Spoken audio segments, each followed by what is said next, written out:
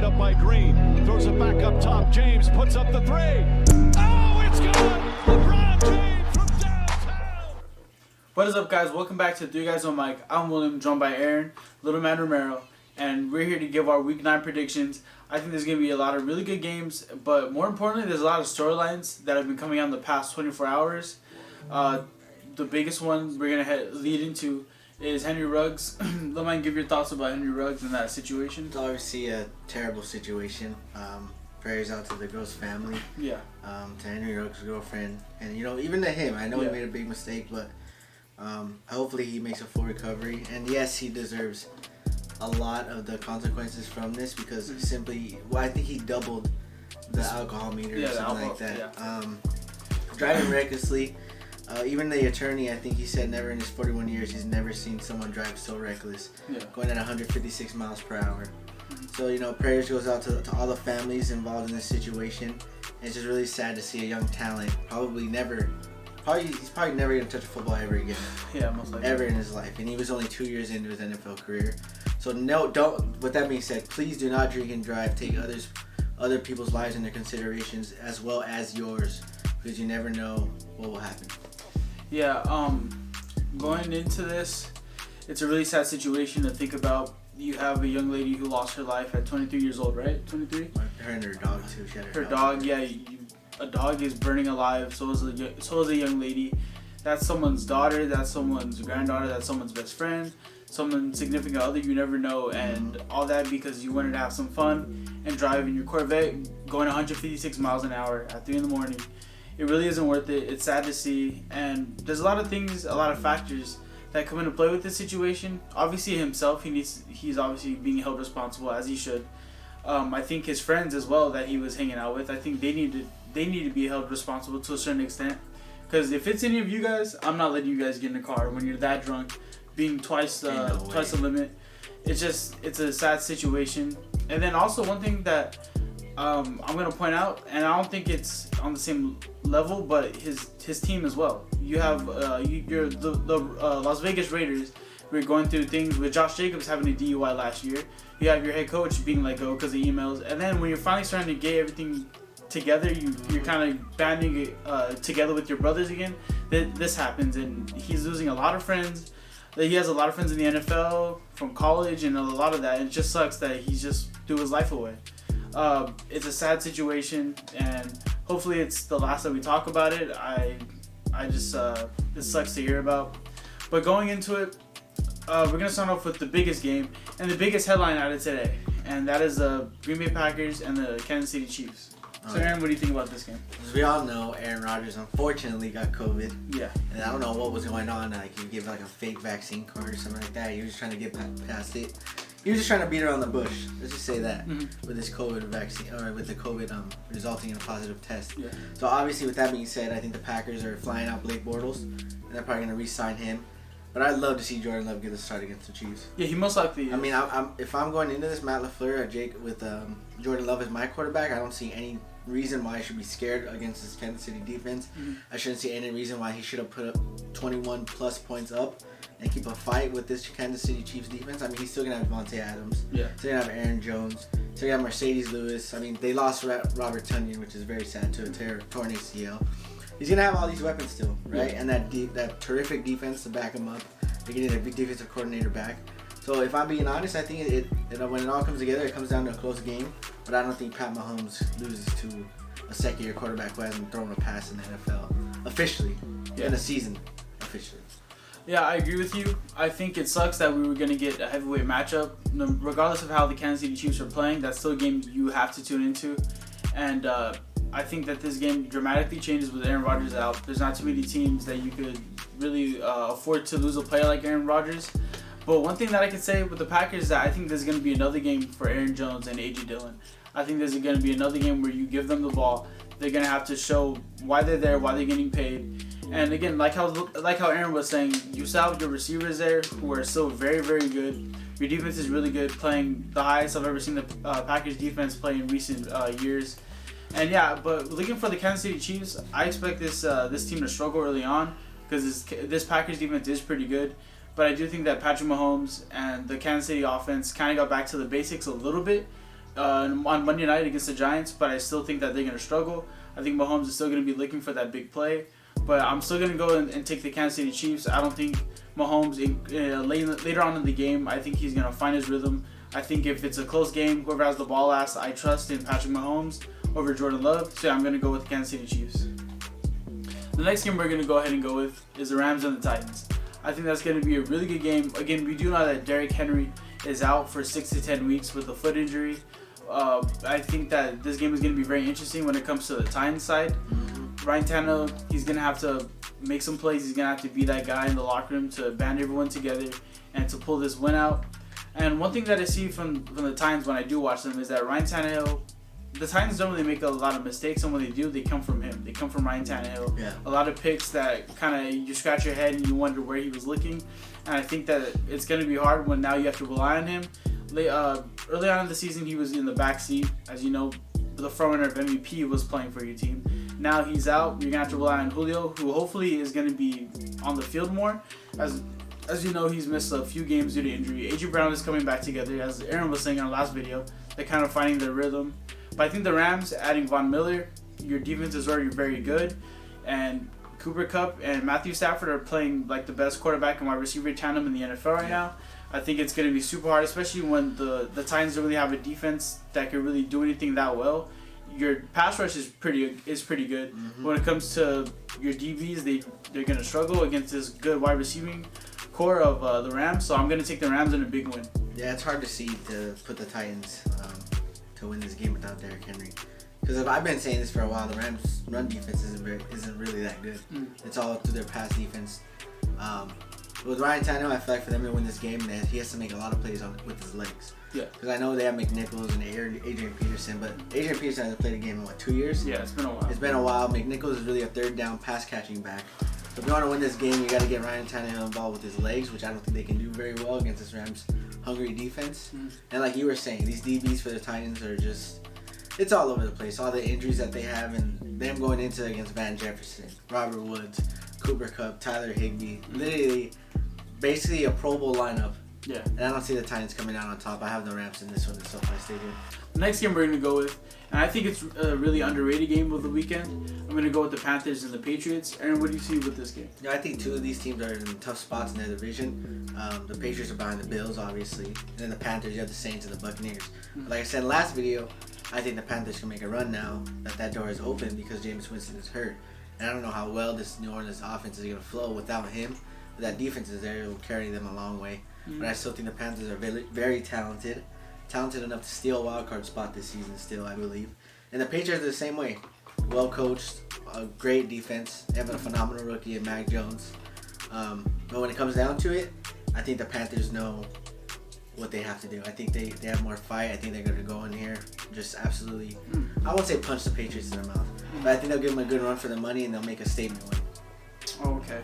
And also, Christian McCaffrey could possibly come back. Possibly. But we're hoping he does because, man, seeing that man off the field so many times is just really heartbreaking considering the fact he had probably one of the best 3-year spans of running back and have when he first enters the league. That's true. So hopefully he's back on the field on Sunday. Yeah, when I look at these two teams, I see two teams that are very similar to each other. I think when they're healthy, they both run the ball very well. I think the quarterbacks, I think the defenses are both very good. But I think the quarterbacks are kind of where you kind of see the differences. Mac Jones is a really young quarterback who it's a low risk, low reward, right? He doesn't really make a lot of the big plays, but he doesn't turn the ball over. Sam Darnold, on the other hand, he makes a lot of big plays. You saw in the first 3 weeks, him and this offense were making big play after big play. But then once McCaffrey kind of got hurt, the offense had to rely more on Sam Darnold. And he started making more mistakes. And again, his receivers don't help him either. DJ Moore, Bobby have so many drops. They have drops. As you saw last week against the Falcons, I believe DJ Moore dropped a touchdown. And again, Sam Darnold at the end of the Falcons game last week, he got hurt. I think he left with a head injury, right? I think so. So it's going to be interesting to see how this pans out. But I'm going to take the Patriots. I think that right now they're mid-season form. They're exactly where I expected them to be, having 2 big wins against the Jets and then a big surprise win against the Chargers last week. Bill Belichick, he's always a mastermind. This defense is playing out of its mind. I'm going to go with the Patriots. So the next game we're going to go with is the Broncos and the Cowboys. as we know, Cowboys are playing out of their minds this year. Had a big win in Minnesota. I want to hear what you think about your team and what do you think about this matchup. I think they're riding high. A lot of energy coming into this game in the Dallas. I mean, we haven't beat this team, and I think in the past 6 times we played them, so it's been a rough spot for us against Denver. But I think with Dak coming back and this offense being fully healthy once again, and this defense, the way it's striding, I love the way to see it. I think that there's no question that we should come out with a win. The only thing I see troublesome with the Broncos is our passing game. Yeah. But I'll put all the trust in Cedric Wilson, Amari Cooper, and Dak and CeeDee Lamb to work their way around that because that's what they do very well. And Kellen Moore as well. I think he's going to have a phenomenal play call coming this Sunday. But if our defense can hold this team and make Teddy Bridgewater look as mediocre as he has been these past couple of weeks, I think there's no doubt we come out with the win. Yeah, I agree with you. I think the way that your pass rush has looked in the past few games, I think that's going to cause a lot of problems for the Broncos. And I do agree with you. I think the biggest part of this game and the most fun thing that you want to look for on Sunday is how these Cowboys receivers match up with the Broncos DBs. I think those are both the strengths of both teams, but I do think that this game is going to be a game that you rely heavily on your 2 running backs. And as you know, Von Miller isn't there anymore. Dak is coming back, but again, he's not really that far removed from his injury, so we're not too sure how he's going to look. They're probably going to try to play it safe again, so I think it's going to be another game for the running back to take over, and I'm going the Cowboys in a big win. Another game that I'm going to go with, and I think that it's a very under-the-radar game, simply because of the team's record with the Philadelphia Eagles and the Chargers kind of on a slump. I think a lot of people aren't really too excited for that game, but I think it's going to be interesting to see how it plays out. What do you think about this game? The Eagles are in a tough spot.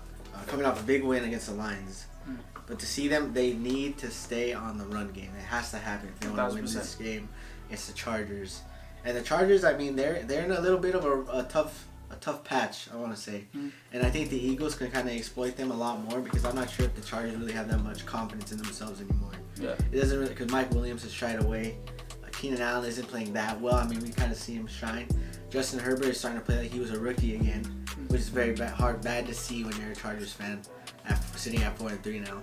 But I think with the Eagles, I don't know if I can put them against beating the Chargers. And I think the game's in Philly, right? In Philly. Is in Philly? Yeah, the Philly faithful, Lincoln Field. Probably one of the toughest places to play. I mean, maybe I'm just saying that because I'm a Cowboys fan. Yeah. See how many tough battles we had there. But I think with them riding high right now, the Eagles, I think they pull off an upset against the LA Chargers. Really? I do. I think they really can pull off the upset. I actually agree with you. I think the reason why the Eagles can pull off the upset is because this game is a game of matchups. And if you look at it, the Chargers defense is really good in the secondary. That's what the Eagles struggle with. They struggle with passing the ball, getting the receivers open. But as you saw last week, having 260 yards on the ground, that's something that the Chargers defense they're not that good at. You even saw last week against the Patriots, they allowed a lot of yards on the ground. And I think that when it really comes down to it, I think Nick Sirianni, he found his formula to run the ball, to get his 2 backs going in Jordan Howard and Boston Scott. I think that's where you gotta just take advantage of it. And looking on the other side of the ball, Herbert, he hasn't played the best, but I still think he's one of the best quarterbacks this year. And I think this offensive line is performing great, and that's also something that the Eagles' defensive line is doing. They're performing great. So I think that matchup with the offensive line and the defensive line is going to be very interesting to see. And I do think that the Eagles can pull the upset. Will they, though? I don't think so. I think the Chargers have the better quarterback. I think they have the better head coach.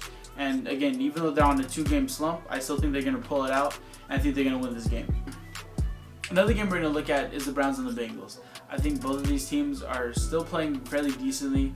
The Browns have been in somewhat of a skid, and so have the Bengals. They came off of an upset against the Jets, but I do think that these 2 teams are division rivals. They know each other very well.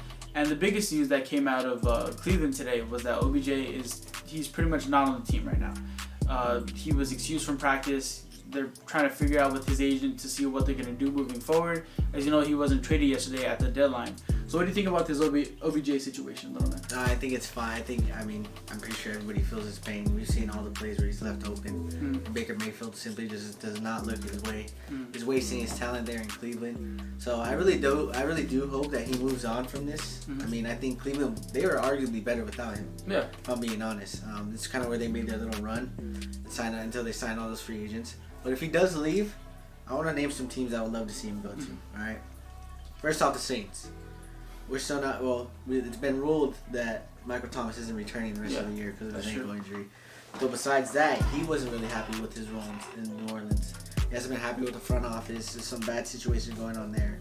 And the Baltimore Ravens. That's been a name that he's been hearing, that I've been hearing lingering around trying to get OBJ. Mm-hmm. But then again, it kind of would have made sense because with the way that Marquise Brown is playing, and you get Rashad Bateman back, he's playing very decent as a rookie. So I think one of those two could eventually be a number one receiver spot. I mean, maybe they give him this year just to make that push. Yeah. And you know what I mean? Yeah. I feel like if the Ravens got OBJ and they kept him long term, I think that's gonna kind of phase out Rashad Bateman because it isn't fair that early on he got injured and then he's obviously a developing receiver. So I think that if any team that gets Odell, I think they have to see it as a 1-year deal, as the end of the year deal. But I do think I agree with you. The Ravens and the Saints will be very, very good. The Packers, I think the Packers just us dreaming. I don't think that's a reality. Oh, I still have two more teams too. Oh, go ahead. No, go ahead. Say your team. No, say we're probably have the same teams. So go ahead. Yeah. Okay. The other team was the Raiders. Right? Yeah. Obviously, with them losing Henry Ruggs is huge. Now they have Bryan Edwards and Hunter Renfrow to rely on. Yeah. While still having probably one of the best tight ends this league has ever seen in Darren Waller. Mm-hmm. And with him on that offense, I'm pretty sure Derek Carr would love that. I mean, he'll for sure 1,000%. Look his way almost 100% of the time. Yeah. That'll be his first read, I'm pretty sure, every throw. Mm-hmm. And then the last team I have on my list is obviously the New England Patriots. I'm pretty sure Mac Jones can work very well with this guy as the number one receiver. I mean, Nelson Aguilar, N'Keal Harry, Kendrick Bourne, they're not all bad receivers. Don't get me wrong. I think they're great wide receiver twos. They're great wide receiver twos. Yeah. Not ones, but twos. So I think Odell over there can for sure be a amazing upgrade over there in New England. And Josh McDaniels. Is it Josh McDaniels? Yeah. Josh Daniels. Josh McDaniels he's a mastermind in the offense. Yeah. Pretty sure he can work his way somewhere and get OBJ going. I like that. A team that I want to see, and I think that this could kind of work, is with the Colts. I think the Colts, Carson Wentz, I think he needs another receiver. As you know, and I keep on saying this, I think T.Y. Hilton is a very good receiver, but he's been injured this entire year. He comes back, goes out with a head injury or a hamstring injury. I think Wentz, he has a really big arm. I think he could extend the play. I think OBJ could really benefit off of that. And Wentz, he's not a young player anymore. He's in his sixth year, right? Yeah, he's in his 6th year now. I think Odell, he deserves to have someone who can make those kind of plays. And I think it's going to help Wentz out tremendously, as it would help out any quarterback. So I think that that's a move that I want to see as well. But going on to this game, I'm going to go with the Bengals. I think the Bengals, their offense still put up a lot of points last week, regardless of how it ended. I think their defense had an off game. Again, you never want to see that from your defense, especially when they're performing that well. But I think that playing against the Browns, they're coming off of a 10-point performance against the Steelers last week. The running game hasn't been the same for the past 2-3 weeks. I think that the Bengals are due for a big game, and I think this is where they get it. Yeah, I think so too. I think that game last week was a sort of a trap game. I'll give them that. Mm-hmm. But the Browns are still working through a lot of injuries, and the Bengals are going to for sure want this division win and get back that loss that they took in New York last week. Yeah. And I think Joe Burrow is going to play phenomenal once again. Last week he didn't play bad by any means. Yeah, he just had costly mistakes in a bad time. It's just I'm pretty sure that defense just wasn't ready for what Mike White had to give him. Yeah, it's also, you know what I'm saying? I'm not making excuses for them, but they didn't have any tape on him. It's just a lot of things that could have gone wrong. It went wrong that game. Perfect definition of a trap game. Yeah. But I'm taking the Bengals as well. Bengals, okay. The next game we're gonna go ahead and go with is the Ravens and the Vikings. These two teams, I think the Ravens are near the top of the AFC. I think the Vikings are very, very sneaky. I think that last week was a very bad performance from their offense. I think Kirk Cousins could put up points, and so can this offense as a whole. But I just think that they're just too hard to kind of predict and to see what they do from a week-to-week basis. With the Ravens, though, I think Lamar, he's playing phenomenal, out of his mind, passing the ball. He's never really had a year like this where he's just slinging the ball. His receivers look great. Again, his receivers are looking good, and so is Lamar, and that's with Hollywood Brown dropping a bunch of passes. Mm-hmm. So I think once he finally irons those kinks out, Mark Andrews is still playing well after having a down year, as some people thought. So I think that this team is just running on their high horse. Again, a lot of injuries, but they're still playing well. They're really well coached. They're probably the best coached team in the NFL right now. And I think that the Vikings, they're hit or miss. You never know what you're going to get with them. Dalvin Cook, he could be injured, and when he is in the lineup, he's not playing that well. So it's just too much to think about, and I think that the Ravens are just going to come out with the win. I thought that was perfectly said about the Vikings. Like, you never know what you're going to get. Like, this team could look like a top 5 team in the NFC with that offense, and then the bottom 5 of the NFC. Yeah. I mean, and if the Ravens, I like to see Lamar sling the ball like we did against the Colts.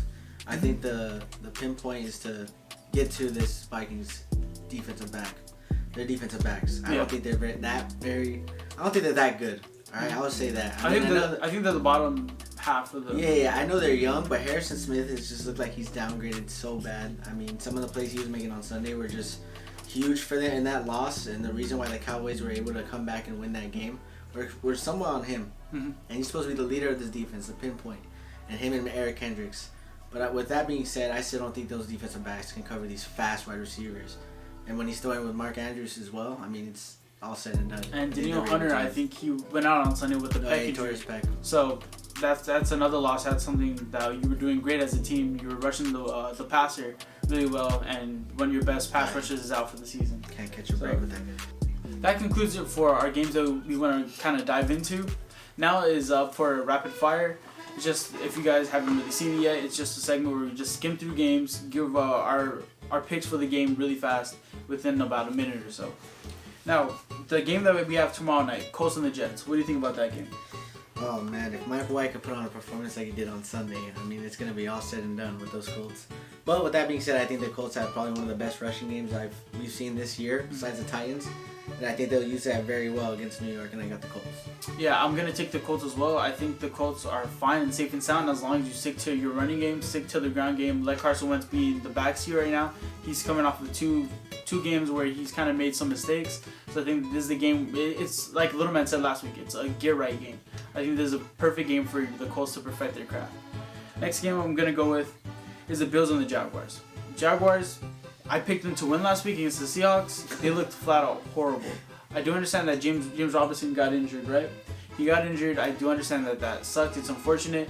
But Trevor Lawrence did not look good. Your whole team didn't look good at all. When the Seahawks returned an onside kick for a touchdown, that's never something you want to see. Wow. Bills are probably the most dominant team on the scoreboard, so I'm going to go with the Bills. Yeah, these Bills, I mean, probably the favorite right now in the AFC. And the Jags, all they have going for them is really just trying to get Trevor Lawrence to boost his confidence. I mean, that's really it. Urban Meyer isn't really going to take him anywhere this year, so it's just all about building him up, and I have the Bills in a blowout. Okay. Looking at the Falcons and the Saints, I think that this game could have been high scoring if Jameis Winston was in the lineup. We know he's out for the season.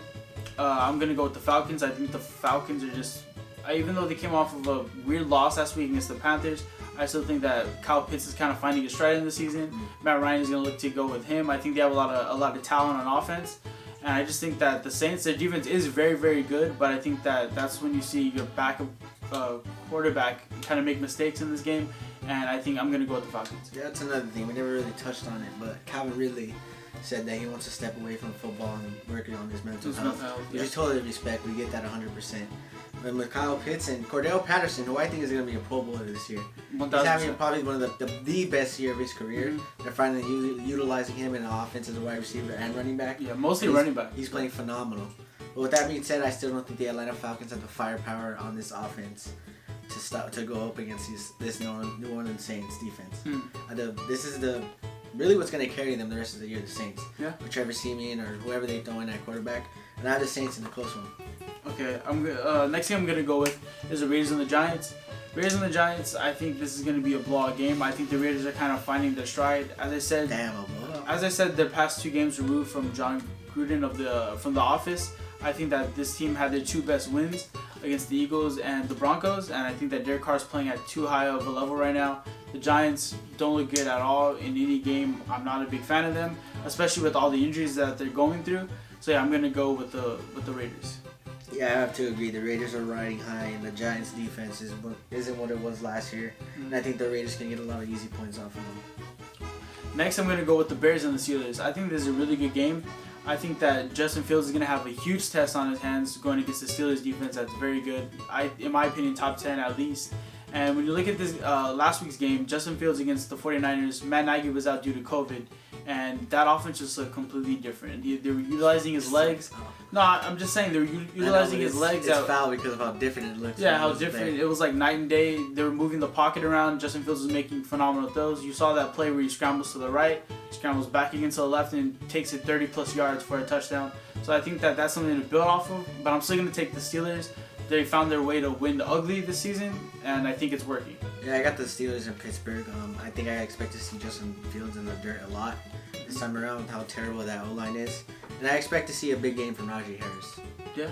So I got the Steelers in this one. Okay, next up is the Cardinals and the 49ers. I think the 49ers came off a really good win. Jimmy G, he looked a lot better than he did, and that's because he's simply getting healthier. But I do think that the Cardinals are still on their high horse. I think that after this kind of bizarre loss to the Packers on Thursday Night Football, they have extra days to get back to it. I think that Kyler Murray is still playing very, very well. And even with AJ Green making that mistake, he still had a really good year, having a lot of big plays for this team. Zach Ertz is still going to get incorporated into the offense more and more. I'm going to go with the Cardinals. With the Cardinals. Yeah, I have a bounce back game for the Cardinals here. I think Kyler Murray's going to... I feel like he's going to look AJ Green way a lot more. I don't know why, but something tells me that they're going to have a little connection during that game to kind of just get that play that happened on Thursday night. That bad taste out of their mouth. Yes, get a bad taste out of their mouth and have the Cardinals in this one. Yeah, next up is the game that is going to be it's going to be either very, very boring or really exciting and come down to the wire. It's the Dolphins and the Texans. I'm going to take the Dolphins in this game. I think Tua is playing a lot better. I think that monkey is off his back of the Deshaun Watson trade, and he's just kind of focused. He knows that he's the guy for now for the remaining games of the season. The Texans just do not look good at all. After starting off with the win looking crazy and looking talented, they just flop. They just don't look good at all. And again, there was something to be happy about when you scored 22 points in that game against the Rams in the final quarter of the game. But I just think the Dolphins are just a better team, and that's hard to believe. Yeah, I have the Dolphins winning this game as well. I thought what you said about Tua was perfectly fine. And if you don't think Deshaun Watson is going to be kind of monitoring that sideline in Miami? Yeah, it's gonna be kind of awkward. I feel like that game. Yeah, they're gonna catch him. Also, they need a picture of him like shaking the coach's hand and sipping a little $100 bill in there or something. I don't know. But yeah, I got the Dolphins in this one. Yeah, I think that's going to be a kind of awkward game for Tua. That is pretty awkward. Yeah, but other than that, those are our predictions for this week. I think it's going to be a fairly interesting week. It just sucks that all the news outside of football had to come into it. Again, we're praying for everyone who was injured in that accident, all the families, and it sucks. But thank you guys for watching the video. Anything else to say, Loman? Thank you guys.